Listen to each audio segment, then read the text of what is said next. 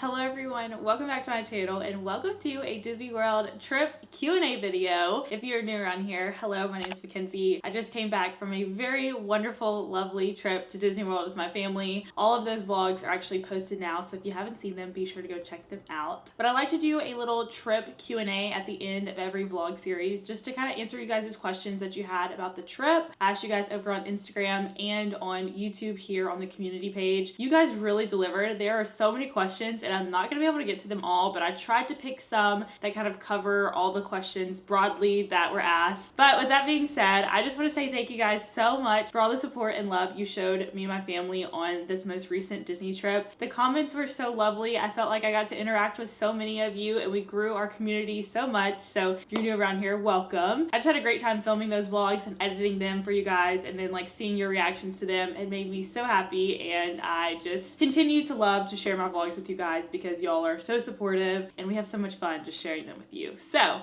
let's go ahead and get into the questions. I tried to break them up into categories. I have the questions like over here, so if you see me looking, that's why. But I tried to break them up into different categories. That way if I need to kind of answer some at the same time, I can. I think it's gonna be fun. I love doing Q&As because I love talking about Disney. So let's go ahead and get into it. I'm gonna kind of move my computer over just a tad. There we go. So we're gonna start with the resort category first because I got a lot of really good resort questions. The first question is, was a 2-night split stay worth it? Did you feel like you had time to settle into the resort properly? I'm gonna say that it was worth it. I really enjoyed doing a split stay and getting to see 2 different hotel options. The Polynesian and the Boardwalk were so beautiful, and I'm very happy that we were able to stay in both. However, for the part of the question is, do you feel like you got to settle in properly? I would say no, honestly, just because we were at each hotel for 2 nights. It didn't feel worth it to unpack everything and really try to get settled in because we knew we'd be moving or going to the airport like within the next 2 days. I think that maybe if we were there for a little bit of a longer trip, I would have unpacked a little bit more and settled in. I felt like we still got to see a lot of the resort because we prioritized doing that. However, I don't feel like in the room we were actually like settled at all. Nothing was unpacked. We were living out of our suitcases, which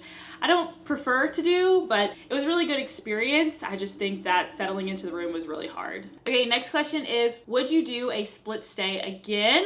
I'm gonna say yes, I would do a split stay again. However, I think I would rather do it on a longer trip. So maybe I've seen a lot of people where they stay in a value resort for the first part of their trip and then they switch over to a deluxe resort or a moderate resort. So instead of paying for the entire moderate deluxe resort the whole trip, they get to save a little bit of money by staying in a value. I think that's a great idea. I think that I would prefer to have like 4 nights at least at one hotel and then like 3 or 4 at the other, just so I really feel like I can settle into my room and get unpacked and enjoy it and relax a little bit more. I also would say I do not recommend a split stay if it's like your first or second trip to Disney. I feel like it is kind of hard to navigate to change between the resorts, and I feel like you do lose out on park time. Luckily, we really weren't doing a lot of park days at this trip, so we were able to kind of have a day where we were only in Magic Kingdom for part of the day, but I just feel like it does eat away a little bit of time in your trip trying to get everything settled to the new resort, checking in, all of that. So I do think a split stay is really cool, especially if you want to try different resorts. I just think that I would prefer to do it again, but on a longer trip. So the next question I got a lot of variations of. It's just honest opinions on the Boardwalk. I don't know if the Boardwalk gets a lot of like bad rep or anything, because I got a lot of questions like, what did you actually think of the Boardwalk? What were the cons? What were the pros? I'm gonna say overall, we really enjoyed the Boardwalk. It was our first time ever going to the Boardwalk area. We've been to Disney several times and not gone over to that area for some reason, but we loved the Boardwalk. We got to stay in the newly refurbished DVC studio rooms, which were absolutely beautiful. It's probably the best room I've ever stayed in on Disney property. Like, they were just gorgeous and stunning and I loved them. However, there were some cons to the Boardwalk, and I think the biggest con for us was just the quick service location. The quick service was really far from our room and the options were very limited, I felt like, as far as other resorts that I've stayed in. And then the seating options were really hard too. Like, we only had options outside. We were there in the summer and it was raining a lot of the days that we were at the Boardwalk. So I just feel like that was kind of an issue for us, and I think that's where some of the cons I think people have about the Boardwalk come from. But I think overall we really enjoyed it. It was a very different experience. I do feel like the Boardwalk felt a little more adult-like than any other Disney hotels I've stayed in. I can't really remember seeing very many children there, and I can understand why. I just felt like a lot of the dining options and like restaurants and things to do there were more geared towards adults. Like, we were able to do jelly rolls, which is the piano bar, but it is 21 and up. So if you have someone in your party party that's not 21, and that's going to be kind of hard to do. So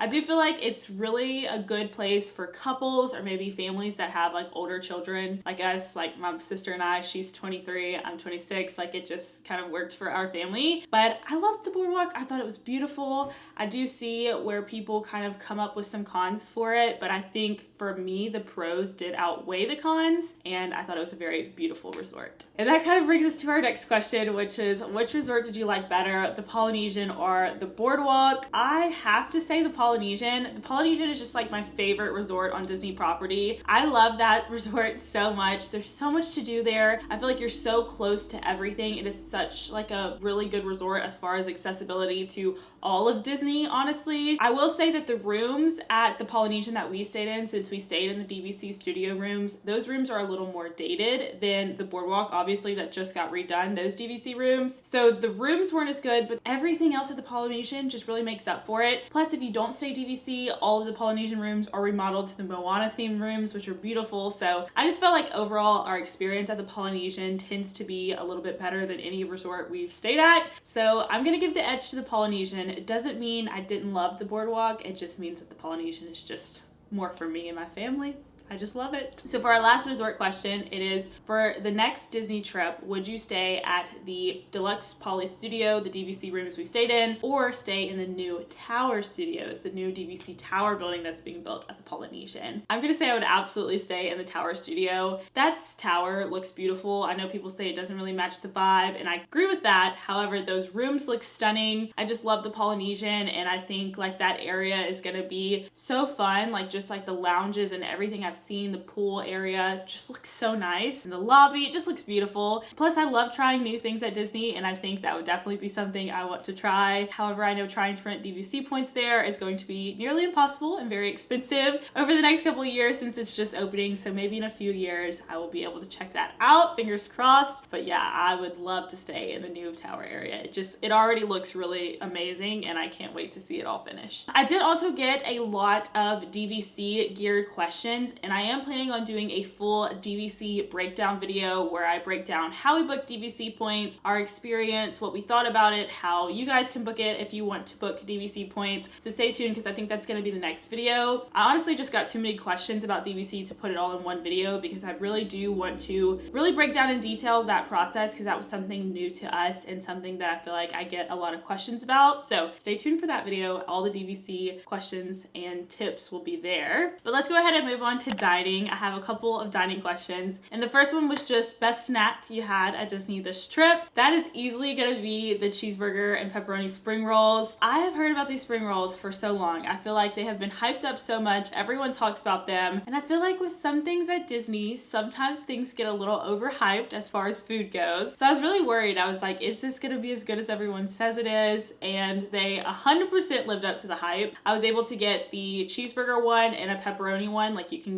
combine them, and they were equally so amazing, so good. I actually went for breakfast because I've seen the line get really long throughout the day, which is why I haven't tried them before. And I went for breakfast, line was nobody in line in front of me, got my cheeseburger and pepperoni spring rolls, had a nice shaded spot to sit and eat them, and they were amazing. I think they're really good to split too, because Madison and I kind of split them. They started off as mine, and then she started trying them and was like, I need more. So we were able to split them, and I thought it was a really great snack option. I just love those spring rolls. I cannot wait to get back and try them, because it's gonna be like an every trip staple for me. Okay, next question was favorite restaurants you tried this trip. And I think I'm gonna do a quick service and a table service restaurant that we tried. So for my quick service, I'm gonna say Primo Piatto. It wasn't my first time there, we've been there before, but that restaurant at the Riviera, for it to be a quick service restaurant, it is just so elevated. And we brought my parents for the first time because Madison and I have eaten there before. My parents loved it. They thought it was great, especially for quick service. They were like very impressed with the food. I got the bolognese, which was just so good. Like, to have a little pasta quick service meal was great. And I highly recommend, if you're staying anywhere on the Skyliner, Pop Century, Art of Animation, Caribbean Beach, and you're looking for a quick service, just hop on the Skyliner over to the Riviera. Bring your resort mugs because they have the really fun refill stations there. And yeah, I just really love that quick service. I think it's probably the best quick service on property for me. So I really enjoyed Primo Piatto. And then for table service, I'm going to say Flying Fish was the best sit-down meal we ate. Now, if you guys know me, you know that on this trip we also ate at Steakhouse 71, which I always say is my favorite restaurant. However, I just felt like our experience at Flying Fish was better for this trip. I still love Steakhouse 71, do not get me wrong. I just loved trying something new, and I felt like at Flying Fish our waiter just had a really great knowledge of the menu and all of the options and was really able to recommend a lot of really good things for us. I just felt like the experience was so good. Our drinks were good, our appetizers, bread, like all of the decor and lighting and just being on the boardwalk. It was just a really great experience, and if you haven't tried Flying Fish, it is a little more of a pricey experience. It's not like super fancy by any means, but it is a little fancier. So it was fun to dress up and go to, and I think you should absolutely check it out. It was so good. And I think it did move up on my list of like my top 3 to 5 Disney restaurants on property, probably in the top 3, honestly, and it will be one that I will want to go back to a lot more often. Next, we have some park questions. So the first one is, how are the crowds and wait times this trip? So we went to Disney July 12th through the 16th, and I'm gonna be honest, I thought the wait times were very low. The crowds were very low. I don't know if other people are just avoiding the summer heat, but it was pretty empty as far as summer goes. I feel like summer used to be a really popular time to go just with everyone being out of school, but I felt like the wait times, like, never had to wait more than 30 minutes for an attraction. I felt like the wait times were posted like at an inflated rate, like it would say 45 minutes, we would wait like 15 to 20, and then the crowds weren't that bad either. Now, we didn't do as much park time this trip, so that might be why I don't remember seeing a lot of crowds. We just did Magic Kingdom and Epcot, but both of those days we were there, I just didn't feel like it was super crowded. I felt like it was easy to get a table at quick service restaurants. It was easy to like navigate through the parade and stuff at Magic Kingdom. So yeah, and especially at Epcot, it rained and there was no festival, so it was very empty at Epcot too. So I do think it was a really good time to go crowd wise. But next question is, biggest tip for Disney in August or the summer in general? Just go in knowing that it's going to be very, very hot and very, very humid. I think you have to go in with that mindset and prepare in that mindset. Make sure you're bringing lots of water. Make sure you're putting on sunscreen, making sure that you have like a cooling fan, a neck towel, something to keep you cool while you're in the parks. And be sure to schedule time in your trip to go back to the hotel, relax, spend some time in air conditioning, because there's no way in that heat can you wake up and do rope drop to park close. Like, you're going to exhaust yourself and wear yourself out. So just please be careful if you're going in the summer, and just really try to take advantage of all the indoor attractions Disney has to offer. You know, there were a lot of times that maybe we went to something that we wouldn't always go to, like Carousel of Progress. We haven't done Carousel of Progress in so long, but it's the perfect attraction for some really good air conditioning, and it provided like a nice 20-minute break out of the sun. So I think just go in knowing that you're gonna have to hydrate, you're gonna have to take breaks, and Disney can still be just as much fun. We slowed down a whole lot this trip, not just because of the weather, but just for other reasons, and it was so great to do that and have a trip where I felt like we were really relaxing a lot more at Disney, when sometimes Disney doesn't seem like the most relaxing vacation. So yeah, especially in the summer, relax, rest, hydrate,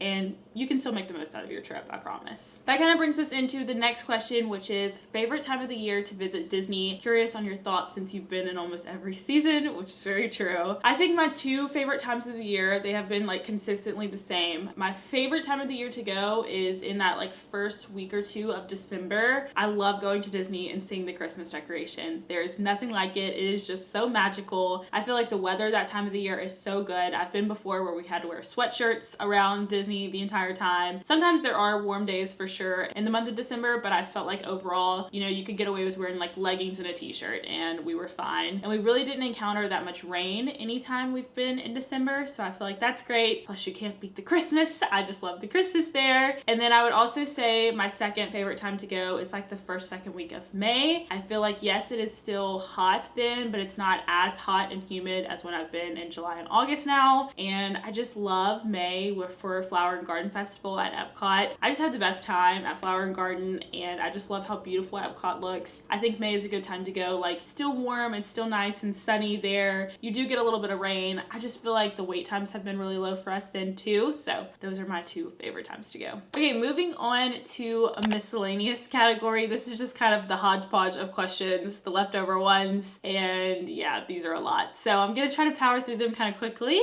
But favorite part of the trip, I think my favorite part of the trip is actually in the vlogs. It is when my dad and I were walking down Main Street together for the first time and we saw the castle. He was so emotional and it made me so emotional just like seeing that with him. He's just had a really hard last couple months, last year, and getting to be on that trip with him and seeing how much like that moment meant to him was so special, and I'm so happy like I'll have that to look back on. Yeah, that was probably one of my favorite moments of the trip. And then next question is your favorite memory that was not in the vlogs, and this is like pretty much all the moments I don't film. There's a lot of times that I'm not filming just because I do want to be present, I do want to interact with my family, and a lot of times we're just talking, which I feel like, you know, doesn't always make the best vlog footage. But there were so many times where at dinner we would play like games like, which Disney character do you think everyone is the most like? And it was just so fun, and it was a way to incorporate Disney but also just laugh and just like joke with each other. Those are some of my favorite memories that I'm like thinking back to. I just feel like those little moments at Disney are so special, and I love just like thinking back to like all of the fun we had in those moments. So those are probably my favorite moments that aren't in the vlogs, because I don't tend to vlog in like the morning, nighttime, or at dinner, so you don't get to see that, but just know we are still having fun.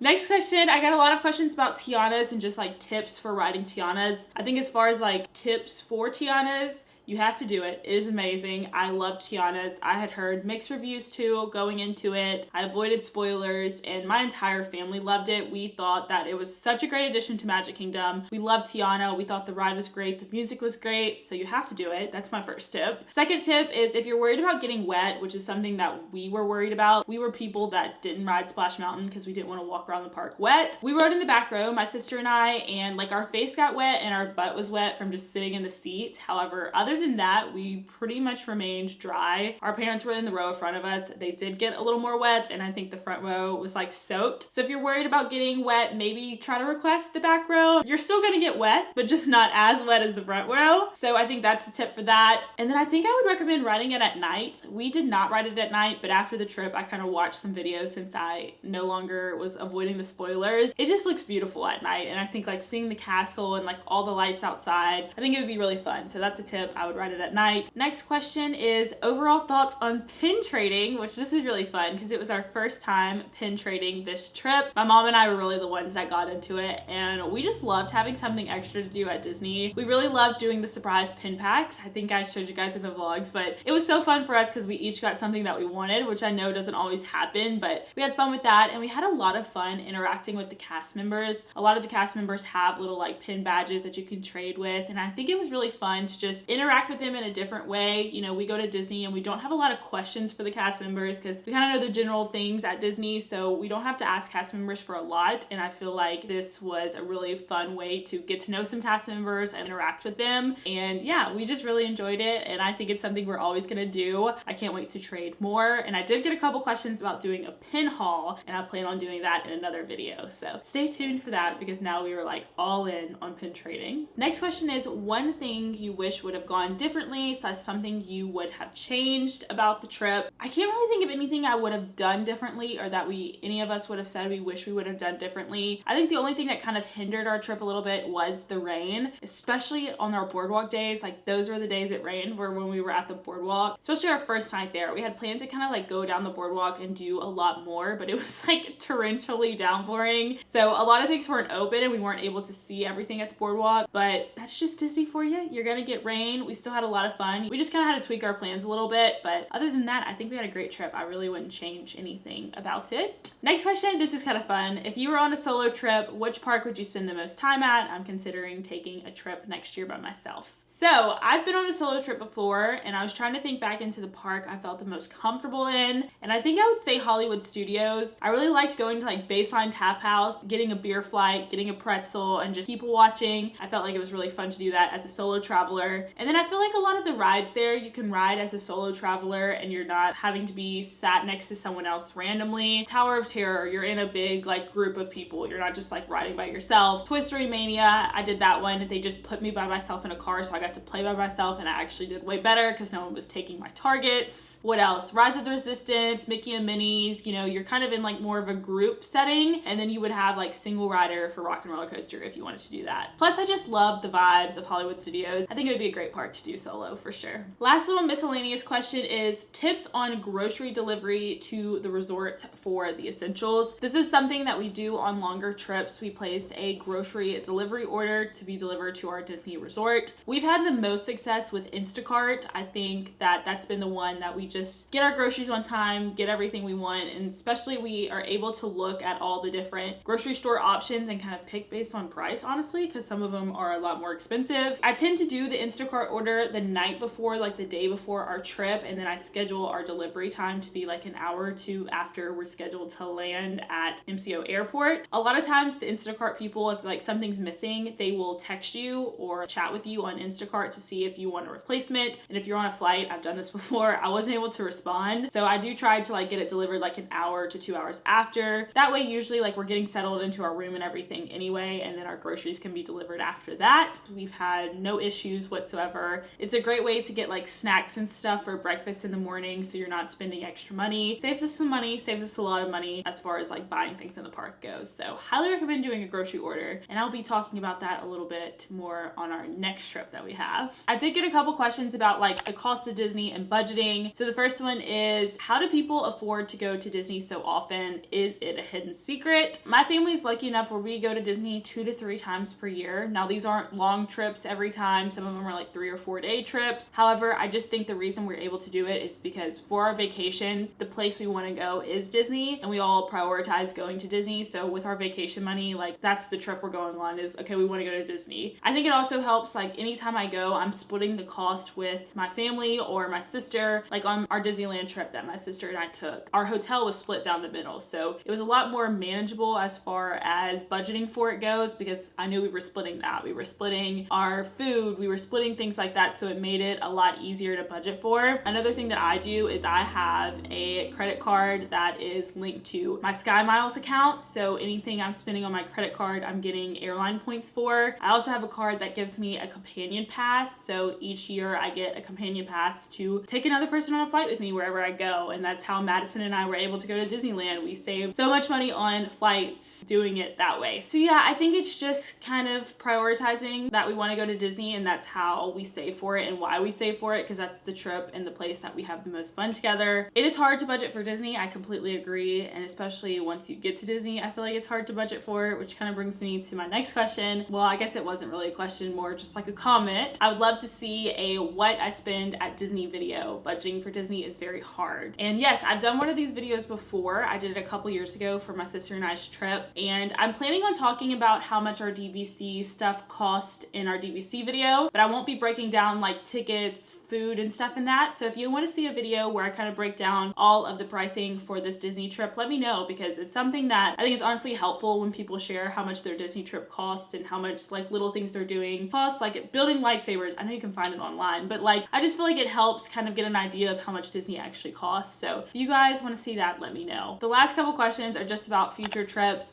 I thought this question was really sweet. It was, do you and Bryce plan on going back together anytime soon? I enjoyed watching you both experience it. And that brings me to my next question, which is the question I got the most, which is just, when is your next trip to Disney? And we are actually going to Disney this December, so like in 4 months we will be back at Disney World. My husband Bryce is coming, and I'm so excited that he's gonna get to be on this trip. He has been very busy this last year just opening up his business, and he's had to be there a lot and hasn't been able to take as much vacation, and he is so excited to be coming to Disney because he misses it, which I've made him fall in love with Disney, which is just like very proud of that. And then this trip is gonna be him, it's gonna be my mom, my dad, and my sister, and we have some extended family coming as well. This is a trip that's been like 2 years in the making, trying to get all of our schedules together, figure everything out as far as like the trip plans go. And so I cannot believe this trip is almost here. We are going to be there celebrating Christmas. We're actually gonna be there on my sister Madison's birthday, which I think is gonna be really fun. We have some fun things planned for that. And yeah, we're just gonna be doing a lot of new things, and I cannot cannot wait to take you guys along for that. So Disney trip coming soon. I cannot wait. I'm also planning on doing a little like Disney planning series, planning this Disney trip in December, just kind of going over how we get to having the trip that you see in the vlogs. So I think that's gonna be really fun to take you guys along for. So with that being said, that is my Disney World trip Q&A video. I just want to say thank you guys so much again for all of your questions and all of your love and support that you guys showed my family and I on this last Disney World trip series. We just have so much fun doing these videos together and like filming them and having these videos to look back on. But we also have so much fun interacting with you guys and just seeing your comments and just seeing you guys get excited for your Disney trips too. So thank you guys so much again. The next video you're going to see is going to be that DVC recap video. So be sure to subscribe down below so you don't miss all of the DVC rental details, how to do it, how we did it, and if it's worth it or not. So thank you guys again so much for watching, and I will see you in the next one.